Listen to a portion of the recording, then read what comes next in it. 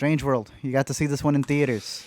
There's a lot of discussions in the background to Strange World, but it is the newest animation from Disney Pictures, the big Thanksgiving release that they had, only for it to come out, I believe, Christmas on Disney Plus. Zach, is this a movie that deserves to be up on the big screen with all of these magical colors in this brand new world that they've created, or is this one where the story should just, wait out until it's on Disney Plus? Well, they spent, it seems, $100 million on this thing. So just by virtue of that, maybe it does belong on this big screen. And, kids have things they need to see too. And especially over the Thanksgiving holiday, you'd think maybe parents want to babysit their kids at the movies with something fun and transportive. I think the problem is, this movie is not really about much. Can you explain to me what happens in Strange World in less than 5 seconds? Less than 10 seconds? Strange things in a world. Yeah, it's just not really a very solid idea. If you're telling me it's a movie about exploring an unknown world, how is that different from Lightyear or half the other, animated fantasy adventures that we get? There's just a lack of reason to care about this specifically that makes it a hard sell, which I think is a shame because I think the movie has some things going for it. I did actually find the world design to be pretty compelling, and crazy colors. When you actually do get to the themes of the movie being about climate change, it's this actually worked and hit me in a way I wasn't expecting. But I also kind of didn't really care much on the way here. I feel you. My thing for the art and the world that it transports you into, which is fascinating. I don't know if you could be bored, but you could definitely be overwhelmed. It's like they took, the color wheel? Not even the color wheel, the color block that you go through, and it gives you the hashtag to every single number possible for every color wave. It's like they just went through that wheel for every color and design and thing that you see in this movie. I feel like the characters are all representative of different things. Hearing Dennis Quaid come out, he goes, I feel like they cast me because I have a very particular stance. Yes, sir. Being able to bring in Jake Gyllenhaal to do a voice, feels very much like Jake Gyllenhaal. In Jabuki, who I've loved seeing him in a bunch of stuff, following him on Twitter, all the jokes that he's able to bring in. It still feels Disney-fied, where Jabuki doesn't get to be Jabuki.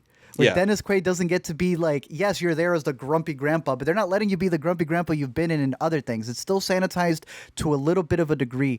And I understand that's part of the story and a part of the bigger picture of the acceptance of this world. But also, I need to be boring. You brought up Lightyear. Man, this movie ended. I look over to Lena and I go oh, so they just made Lightyear again, and it's still boring. Not working. It's still not working with it. And it almost feels like they're following, there's differences, but it's still a similar formula. You know, we had just covered The Inspection, and there was a perspective in Naomi Harris's character from Moonlight having a specific arc that they did for her Oscar run. And now with Gabrielle Union, who is also in Strange World, they were doing the same thing. So yes, they're both personal stories, but under the A24 umbrella, I keep looking at these producers always gravitate towards one thing, and Disney continues to gravitate towards the same beats in their story.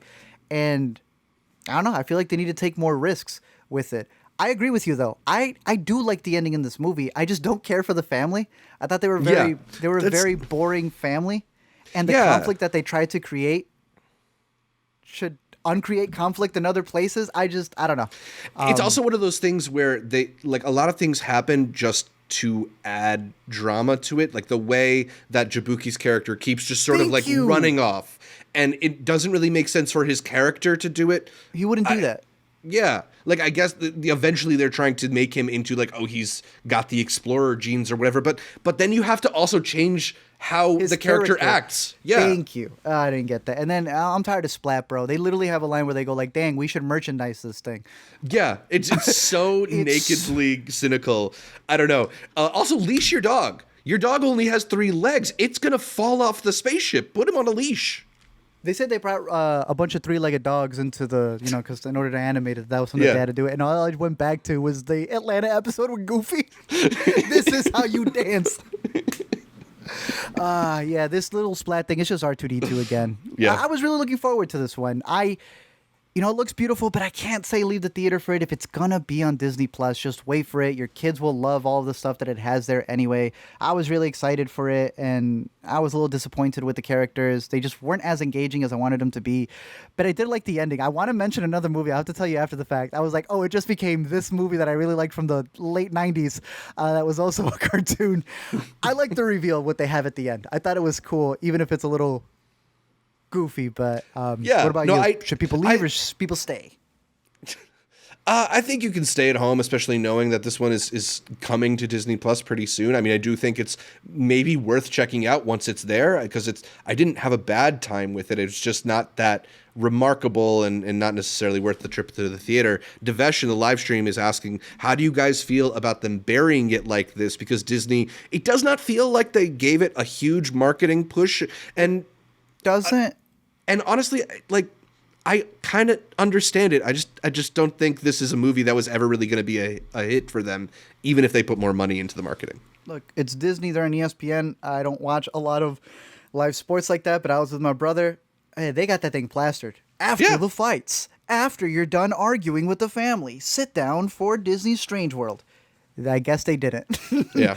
So Strange World, I think it's an at home for both of us. Just wait Totally. to see it there.